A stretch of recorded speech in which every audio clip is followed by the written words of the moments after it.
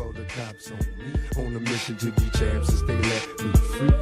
Prepare for combat, my adversaries crumble. Face it, I got a reputation for damage. Busters get ready to rumble. They lock me in a cell, have me trapped in a living hell. Though not guilty, I'm still in jail. Brother, I serve my time like a soldier. Maintain composure.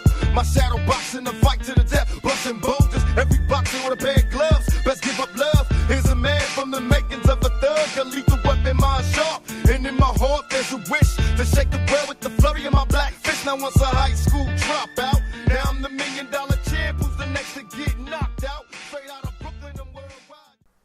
Woo! Good evening, ladies and gentlemen. Cheap Seats Boxing Show is JP, half of the dynamic duo. We getting our asses kicked, so we got to split this one up. This episode, follow us at Twitter, follow us on YouTube, follow us on iTunes, Stitcher, iPatio, all these platforms. Rate and review on iTunes to keep us on the top.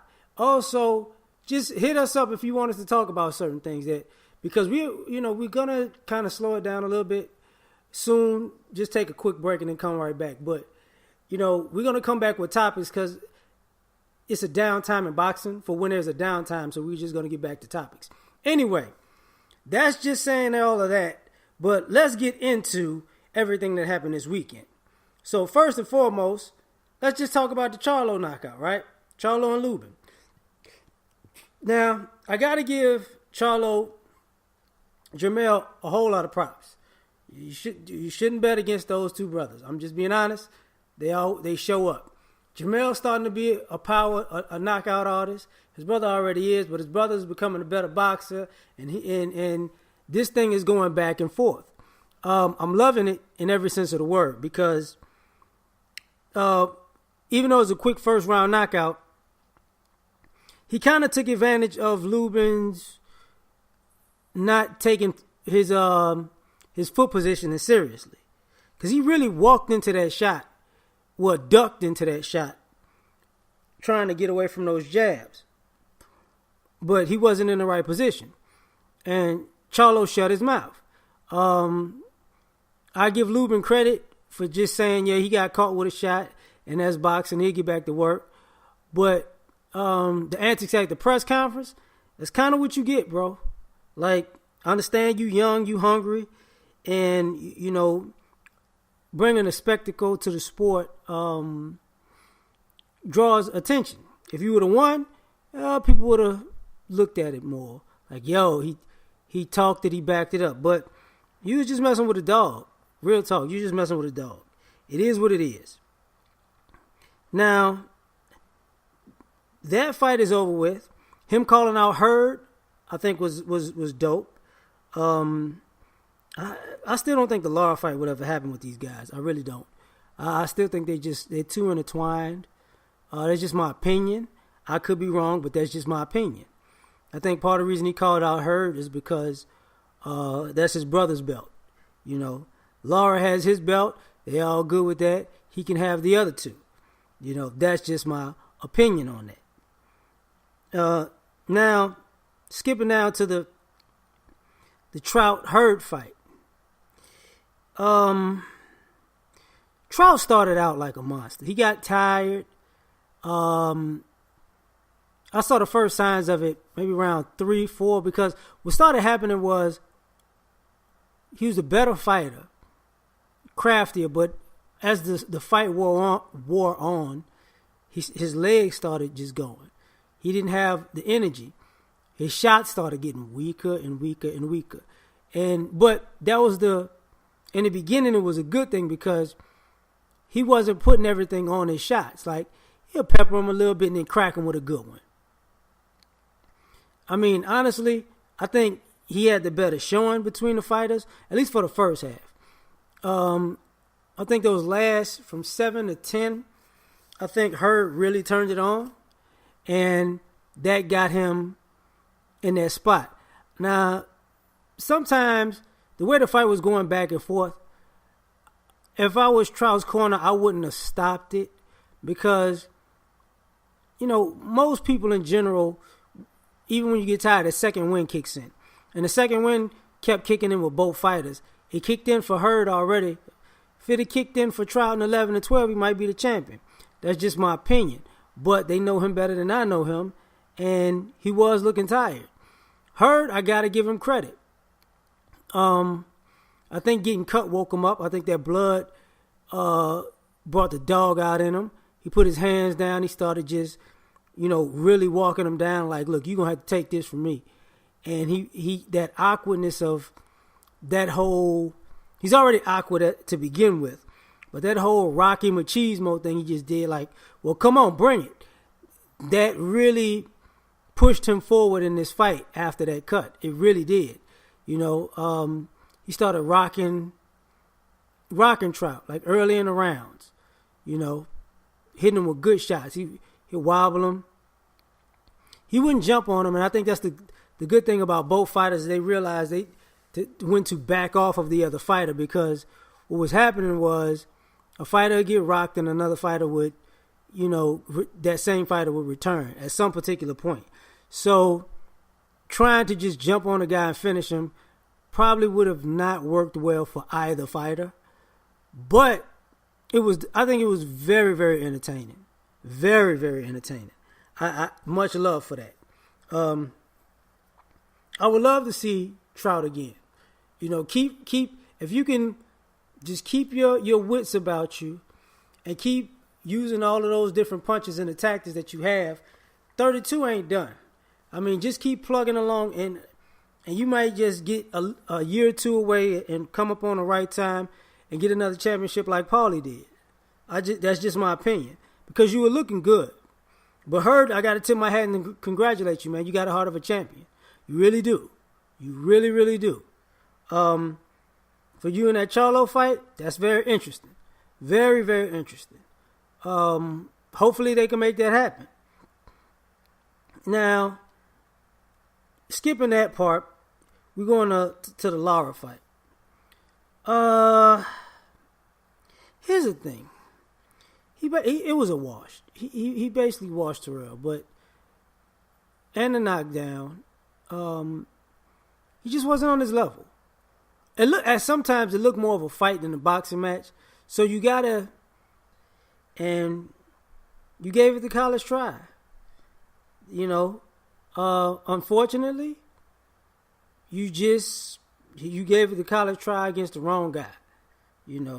But you're a young fighter, so that doesn't mean too much. Like, you can come back. It's not like you can't bounce back. Just like Angelo was talking about, this, Groves wins, he fights Eubanks Jr., or whatever. I'm bugging, or whatever. Don't take that personal. That fight itself will pretty much seal a deal. It'll pretty much seal a deal, and that will look like the championship fight, even though it's the semis. Great body shots. Groves is looking a little bit bigger, angrier, more focused, like less, just not as lighthearted as he used to look, not as timid. Like sometimes, and maybe that's just going up against the Froch part. Like Froch can be intimidating or whatever. And maybe he got intimidated. I doubt it, because most fighters don't really get intimidated by other fighters. But right now he looks like he has more of a bully mentality, which I ain't mad at him. I'm really not mad at him. Go for it, man. Like, really do your thing. So, to me, when you drop somebody with a body shot, you put something on it, because he took good advantage of the opportunity he had. And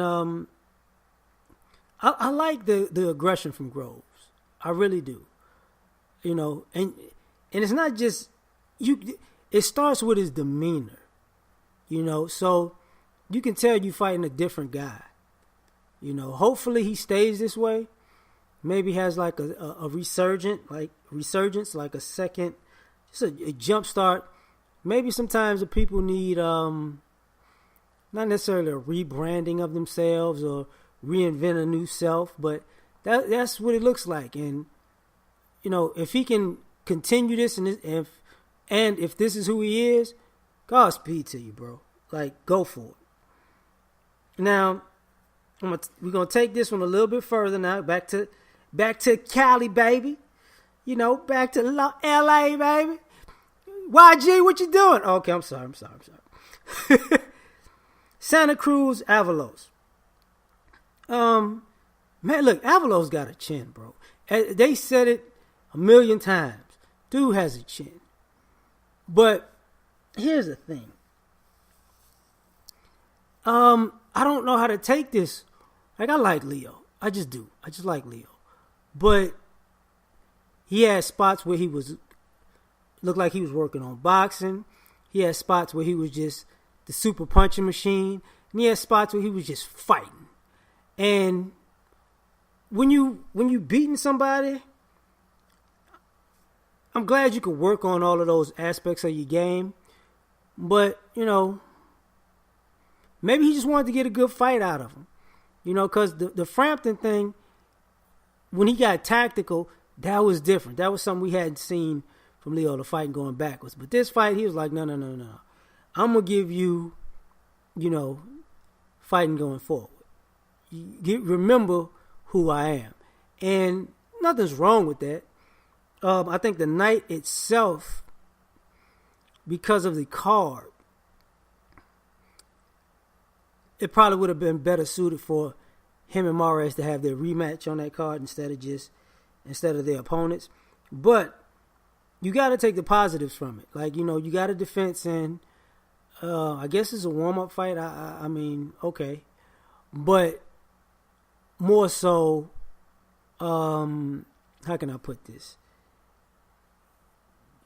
It's not what you have to work on. It's just the idea that you have to do what's next. Is it Mares? Is it Frampton? What's next? That's my number one question.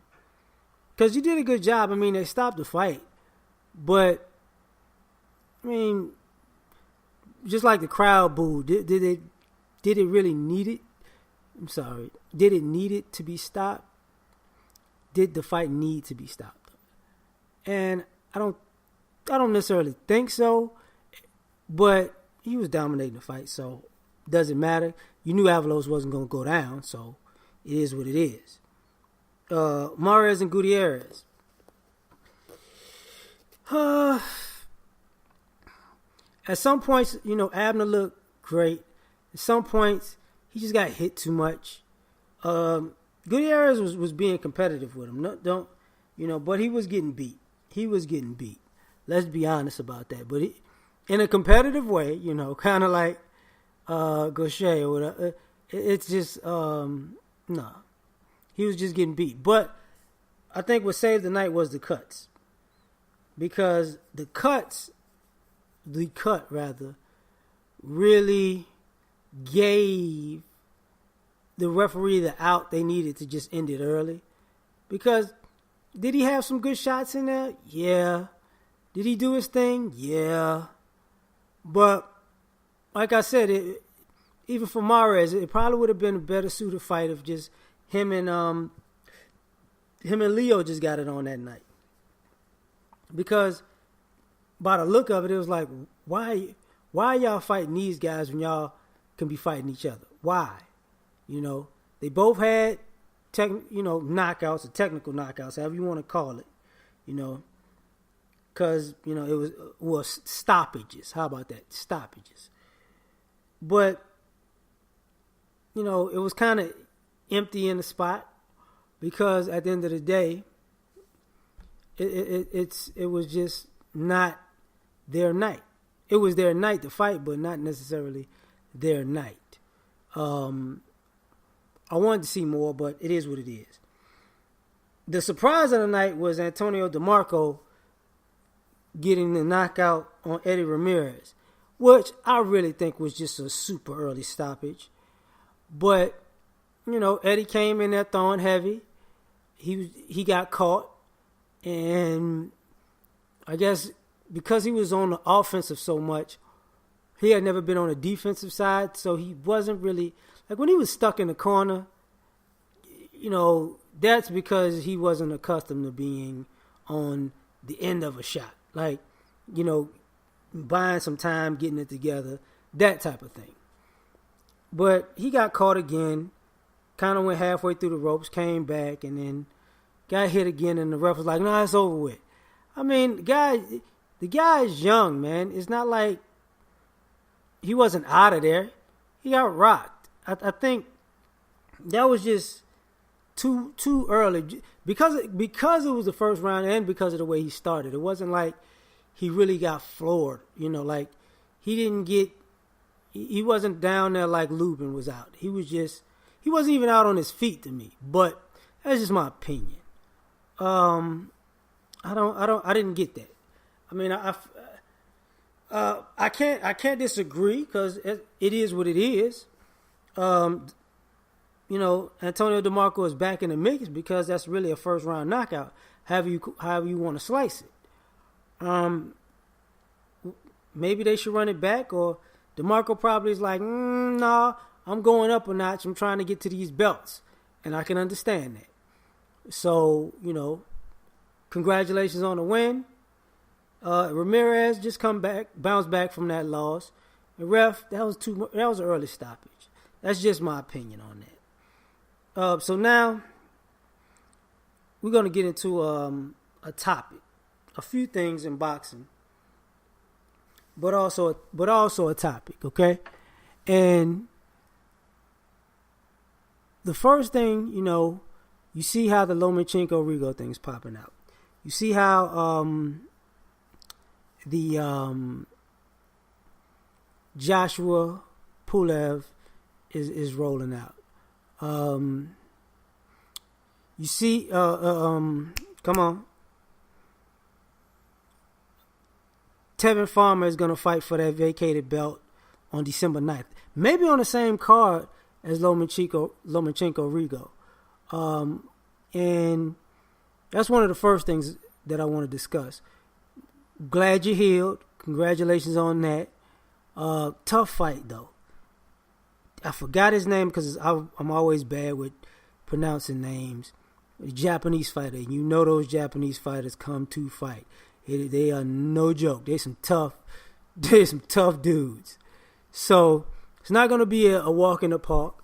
But I would take Farmer in this one in a boxing clinic. But he said something in the interim. He was like, I go in there. He says he's going to win. That's the confidence you should have. And it was like, well, you going to give Tank a shot? And he was like, no, Tank got to earn it. He talked all that trash. He lost his title on the scales. He didn't say he lost his title on the scales. I'm putting that in there. But, he lost his title. Now he got to work his way back up. I'm not giving him no easy look. No one ever gave me an easy look. And you know what? He's right. He's right. Because that was the second weight issue that Tank had. And he had some other issues going on. Speaking of Tank, he got in a little legal issue. And I'm not gonna bash Tank about that. Because from the looks of it, him and his brother got into it. I guess somebody tried to intervene and got clocked. And that guy went straight to the hospital because he got knocked out or whatever. Got up and then went to a lawyer and filed a civil suit. And the problem with that is this. That's more of a family issue.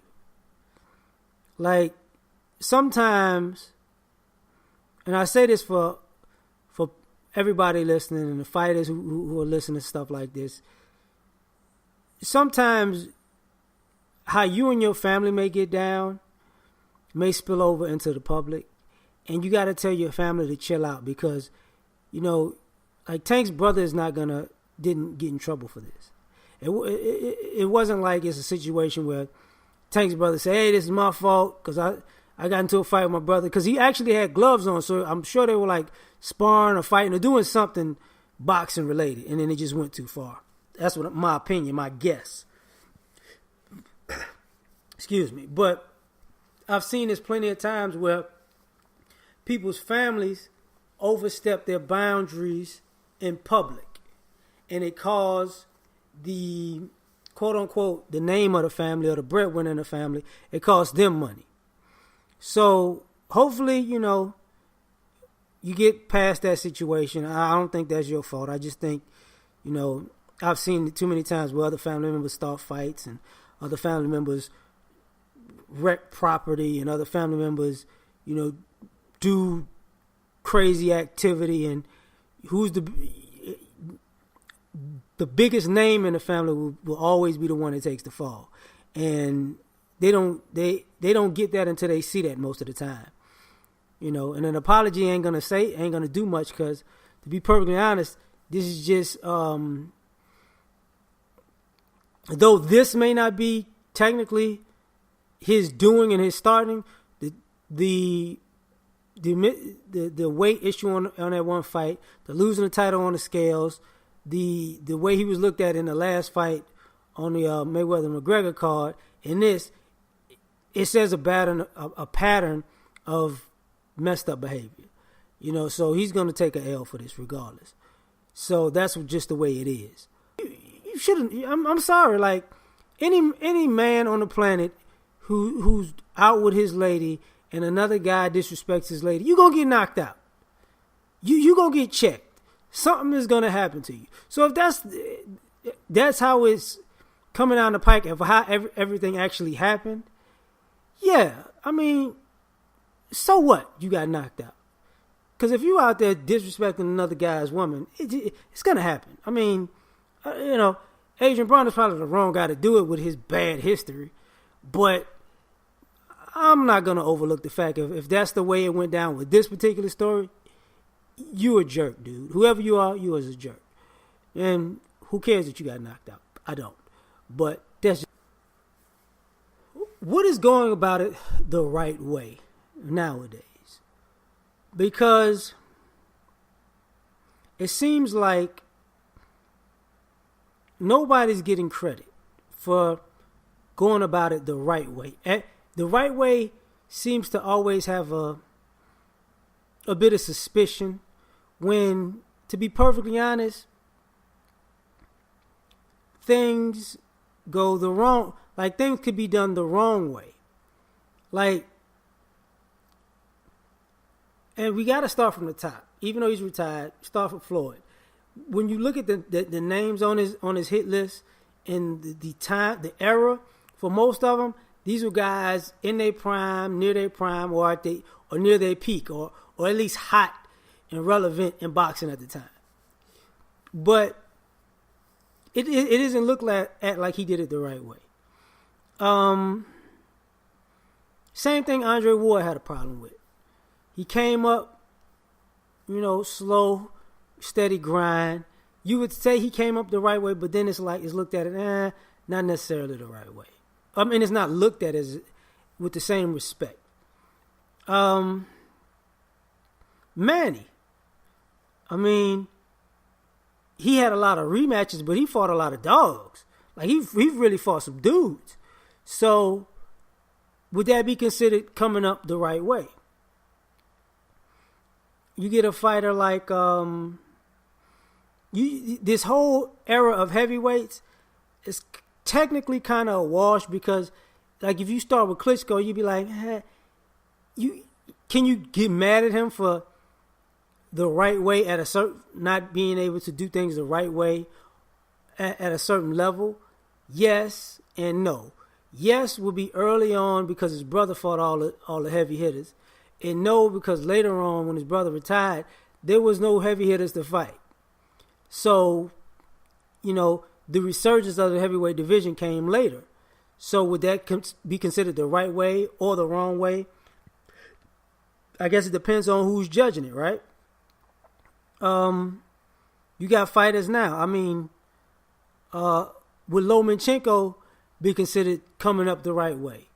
I mean, most of your opponents, not the right way anymore.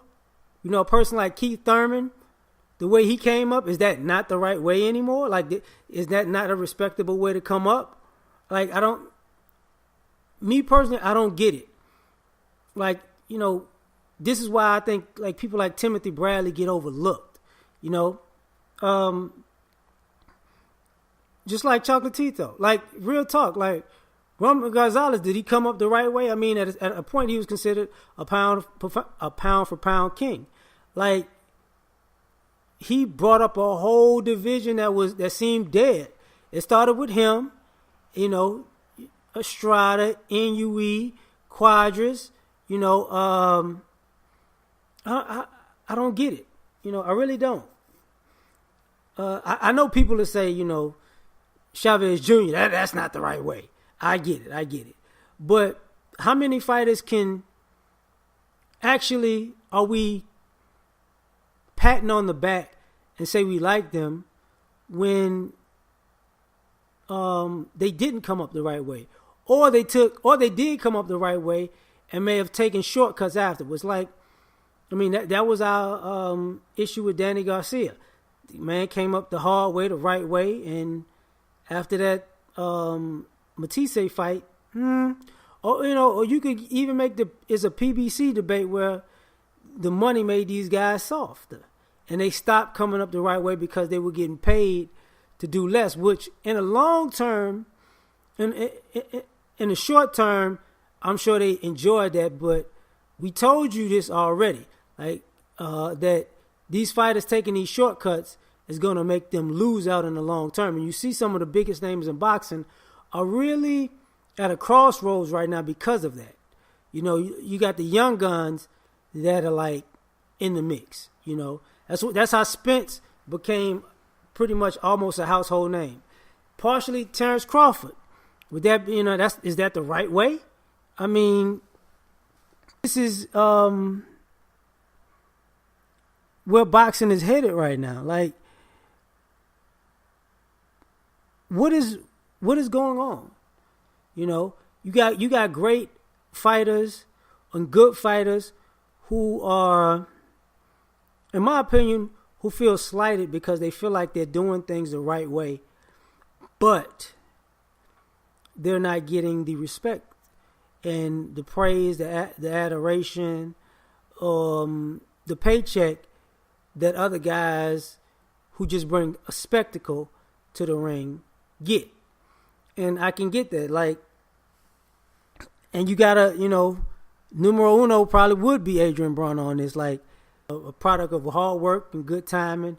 And when everybody else got seasoned, he just wasn't on their level. I don't know,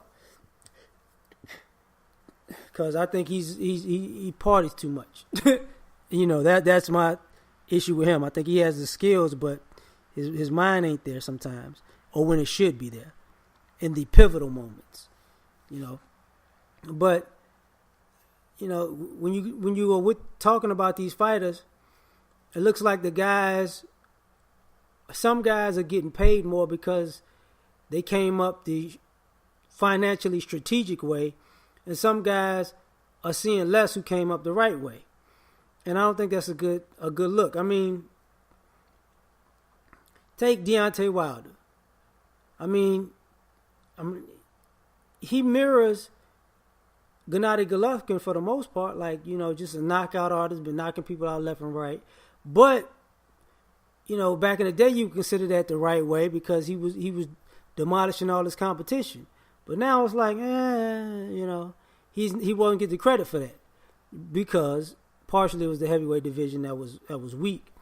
But also, you could say the same thing about Anthony Joshua. Like, his defining fight was against Klitschko, but did he come up the right way?